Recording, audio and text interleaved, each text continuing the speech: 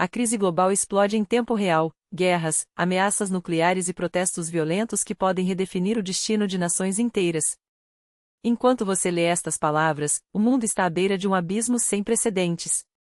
O que está realmente acontecendo por trás dessas manchetes urgentes? E por que os líderes globais estão tomando decisões radicais que podem desencadear um conflito em escala nunca vista? A Rússia lança seu ataque mais devastador contra a Ucrânia em meses, transformando cidades em zonas de guerra. Lviv, Odessa e Zaporizhzhia ardem em chamas após uma ofensiva coordenada com mísseis Kinjal, drones kamikaze e bombardeios aéreos estratégicos. Os alvos: infraestrutura crítica, residências e a própria capacidade de resistência ucraniana antes do inverno rigoroso. Não é apenas uma ofensiva militar, é uma estratégia calculada para mergulhar milhões no escuro e no frio, enquanto Moscou testa os limites da resiliência ocidental. Mas o conflito não se limita às fronteiras ucranianas.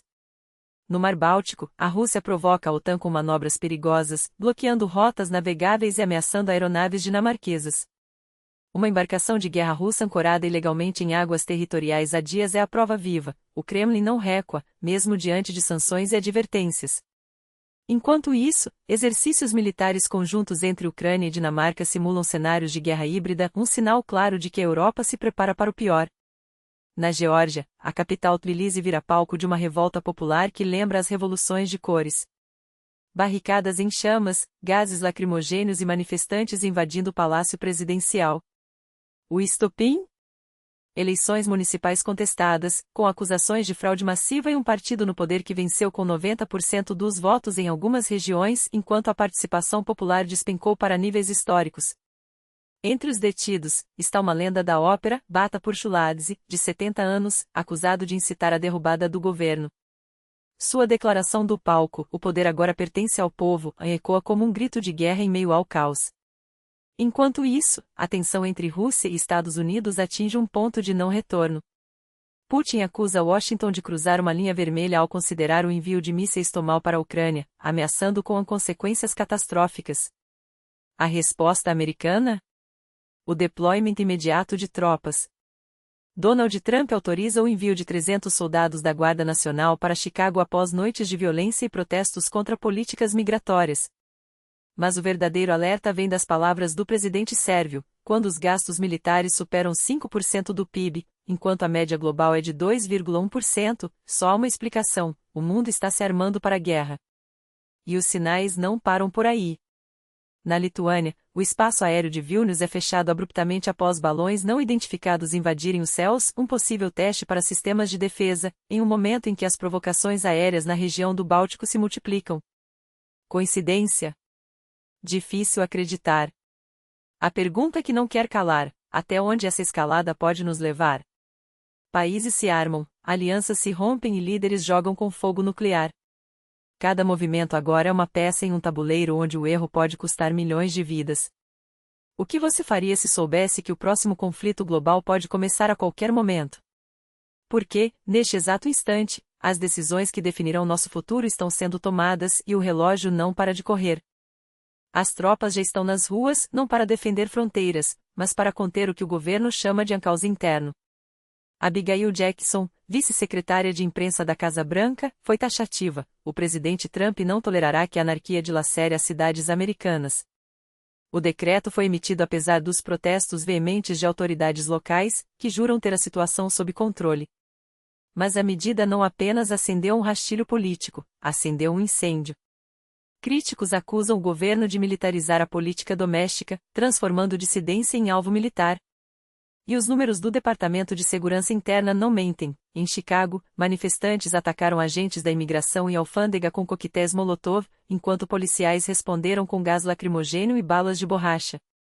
Hoje, em Chicago, nossos bravos agentes foram emboscados, declarou um porta-voz.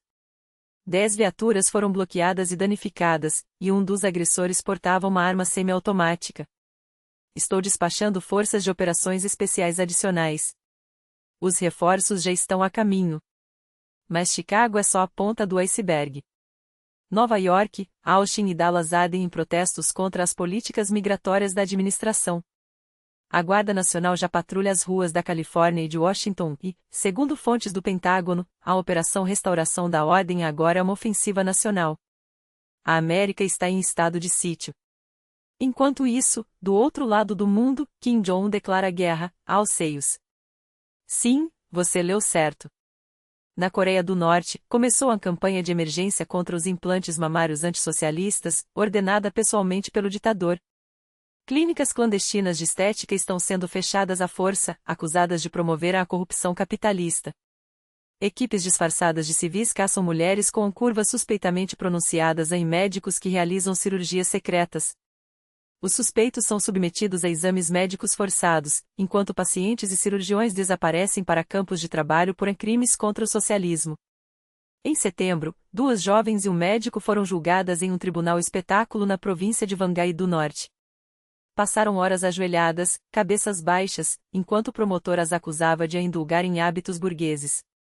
Como prova, exibiram implantes de silicone, instrumentos cirúrgicos e pilhas de dinheiro, evidência de que a demanda por lipoaspiração, blefaroplastia e tatuagem de sobrancelhas é, na verdade, uma infiltração ideológica que corrompe as jovens norte-coreanas. É o pesadelo distópico em versão real. Enquanto o oceano engole a Carolina do Norte, o regime de Kim persegue curvas. Nos últimos 4 dias, o Atlântico roubou sua 9ª casa. Uma cabana de madeira em rodante desabou nas ondas, filmada por espectadores que assistiram, impotentes, ao colapso viralizar nas redes. Dados do Serviço Geológico dos Estados Unidos são implacáveis. A linha costeira recua 3 metros por ano. Depois dos furacões Imelda e Humberto, as dunas que seguiam o mar ruíram. Agora, as ondas não apenas batem, elas avançam. Autoridades locais soam o alarme. Dezenas de casas já pendem à beira do abismo, e mais desmoronamentos são apenas uma questão de tempo. O mundo está mudando diante dos nossos olhos.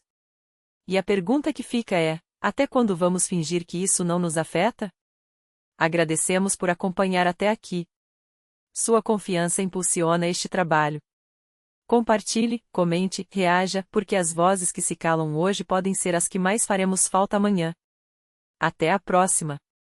E que as notícias, quando vierem, sejam menos sombrias que estas.